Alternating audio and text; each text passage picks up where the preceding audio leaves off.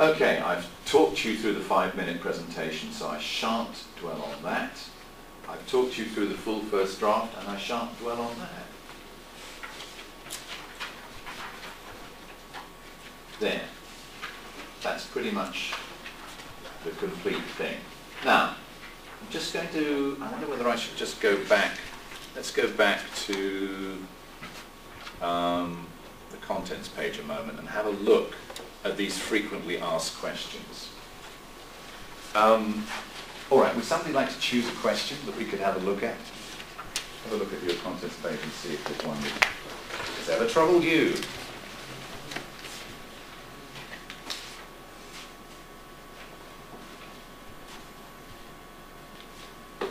It's so quiet. I'll have to pick one in a minute. I think I'm going to pick one that's quite critical. I think I'm going to go to page 18 for the simple reason that you may be just thinking that this doesn't apply anymore. Me. I mention this now because if anybody has had the slightest sense that they may possibly be dyslexic and have not done anything about it yet, now, do it now, all right? The testing is free, and it might be that you're not dyslexic, and that's fine, and better to know. But if you have a suspicion that you are, make contact with the Disability Service. It's unfortunate that the whole thing comes under disabilities. It's just the only way to trigger the money.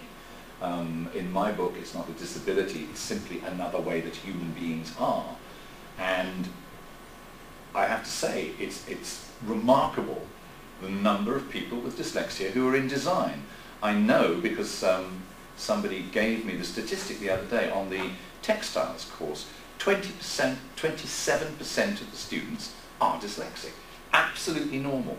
Because part of what a dyslexic mind enables one to do is to keep the whole of a problem in front of you all in one go.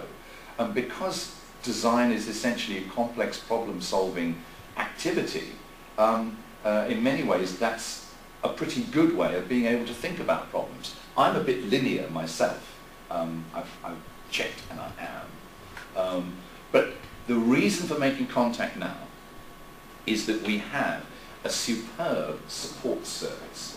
And in case anybody's thinking, oh, I'm not dyslexic, and I wouldn't get support, all the support service does is brings anybody who has dyslexia up to the same level as everybody else, so that it is not a disadvantage. We're just removing obstacles for you. If you're wondering about it, now is the time to do it.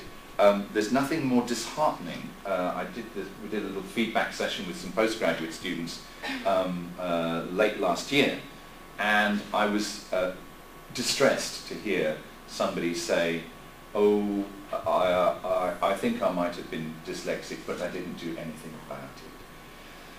Do it now, because you're going to get one crack at this dissertation, and you might as well have everything in place. It's very easy to get in touch with them, and the email address is just there.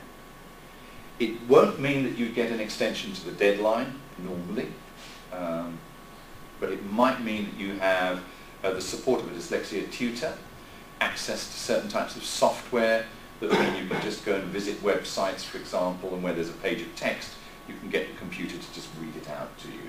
In fact, software like that's becoming increasingly common anyway. But different types of support like that, it's well worth having. I don't know whether we all, shall we just see what's the next one? Yeah. The word length one is later. Oh, presentation. What should your dissertation look like? You're all designers, and the temptation, don't resist it completely, should be perhaps to think a bit about how to present your work. I want to do all the plus things first, and then I'll just do a little sort of health warning about it.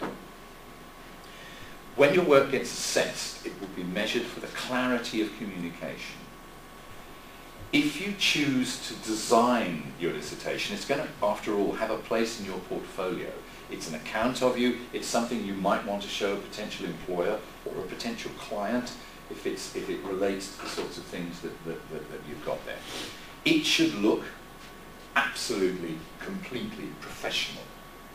For the final version, I wouldn't worry about following academic conventions of A4, portrait, double-spaced and all the rest of it. For the draft, for the full draft, A4 portrait double-spaced is great because it gives us space to actually write in between the lines. But for the final version, you might want to do something that resembles a book or resembles a magazine or looks like it belongs in the world beyond academia.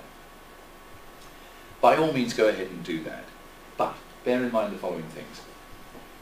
Any design decisions you must make must assist and not thwart clarity of communication.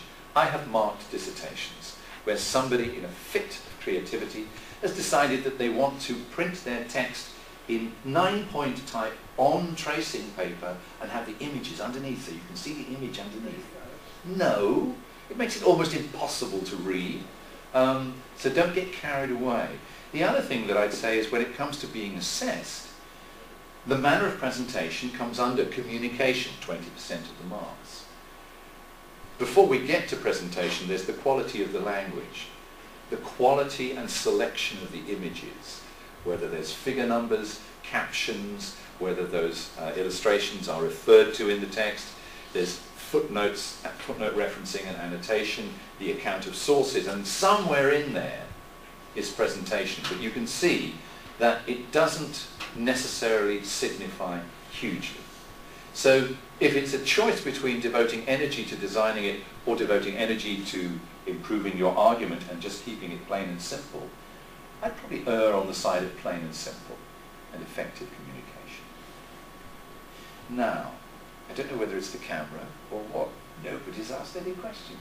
Does anybody have any questions? No? No? No? I guess it's all very clear. Is it? Oh, good. Yeah, get that on camera. Good, I'm glad it's clear. We've refined this over time. I think we're fairly clear in our minds about what we're asking you to do. I hope you are. If you do have any queries, obviously ask me in the feedback tutorials that we're having later today, or email me with them. I'm going away for part of the Easter break and will not be available for a couple of weeks.